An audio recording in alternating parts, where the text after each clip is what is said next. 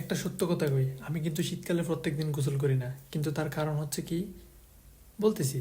কিন্তু তোমরা অনেকে ভাবতেছো কি আমি শীতকালে কেন প্রত্যেকদিন গোসল করি না, আমি নাকি শীতের ডরাই, আমি নাকি পানির ডরাই, ঠান্ডা পানি গায়ে লাগলে আমি চ্যাত করে ওঠে। তোমাদের ধারণা সম্পূর্ণ ভুল। আমি আসলে কি কারণে গোসল করি না তোমাদের কাছে বলবো। তো আসলে শীতকালে প্রত্যেকদিন গোসল করা উচিত না। কারণ কি? কারণ কারণ তোমরা গুগলে লিখলে পেয়ে যাবে যে শীতকালে প্রত্যেকদিন গোসল করলে কি হয়। দেখবা ত্বক শুকিয়ে যায়, তারপর আবার কি কি জানি হয়, তারপরে চুলকানোর সম্ভাবনা থাকে যদি প্রত্যেকদিন গোসল করো।